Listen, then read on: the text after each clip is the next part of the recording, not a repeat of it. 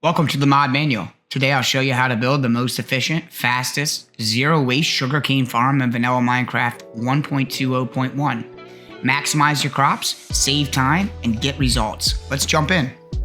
You'll need the following materials: 22 building blocks, 14 glass blocks, 5 mud blocks, 5 observers, 5 pistons, 5 redstone dust, 5 stairs, 5 sugarcane, 5 water buckets. You can use an infinity source if you need.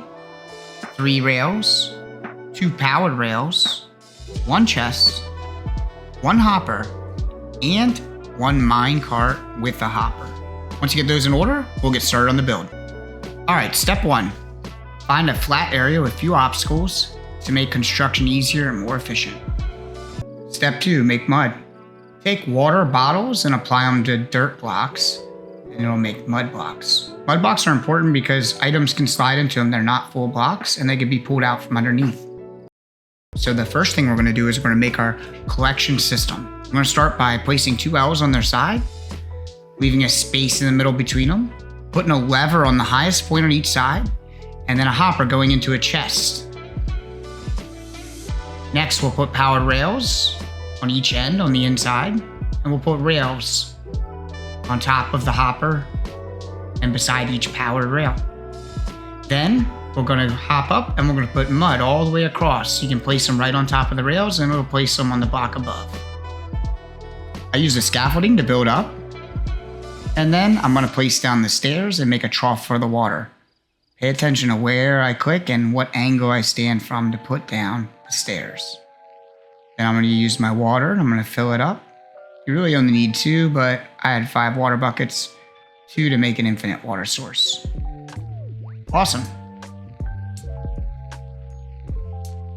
I'll put the mine cart down just to get it out of my inventory.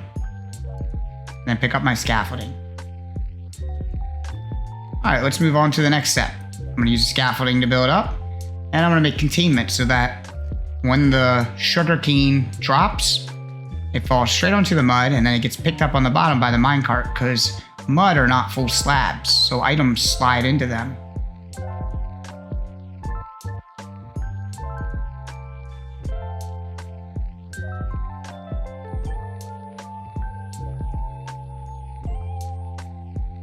That looks great.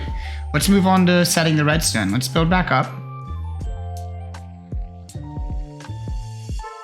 And then we're going to put some building blocks on the other side. And we'll put some pistons facing in. That's why I'm inside. Alright, I'm going to build out with some scaffolding. And then pay attention to where I click on these. The observers look like this so that I can see when the individual one lights up. Because when they're facing each other, it's really hard for you to see for the video. Now this one's the tricky one. I'm showing you can't really jump up here, but there we go. If you point it right at the corner, it'll be facing inwards. Awesome. And look, you can break your scaffolding, and don't worry, if the scaffolding falls, the farm will pick it up because it's going to fall into the mud if you can't reach it. Nice. Then you're going to place 5 building blocks across the top behind the observer, and then 5 building blocks 1 block below that. We're going to build up. I'm going to place redstone behind the pistons. So now when the observer gets signal, it'll light up the block, which will light up the individual redstone. Nice. We're going to take our scaffolding out. This is a superior way to do it compared to others, because every time sugarcane grows, it needs a set amount of ticks to randomly hit it to grow. So I think it's 16. So if you break all of the sugarcane every time one sugarcane grows, you're resetting the ticks for all of them. And it's better if you individually farm each sugarcane. So what I'm saying is, if you don't put the configuration of the redstone this way, all the pistons will fire every time a piece of sugarcane grows, and it'll ruin the timers.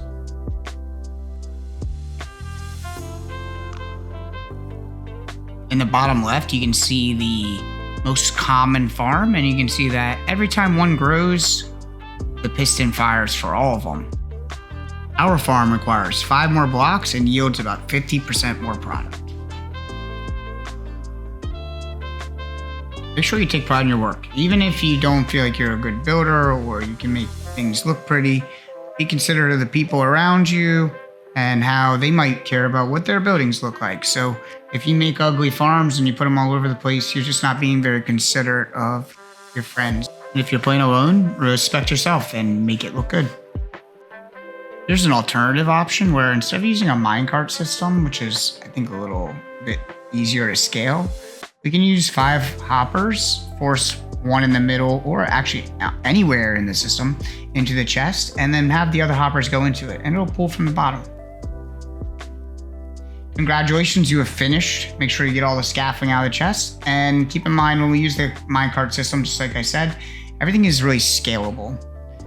And if you're having a hard time getting gold, of course you can use the hopper system. Thank you for tuning into the mod manual. Until the next video, have a good day.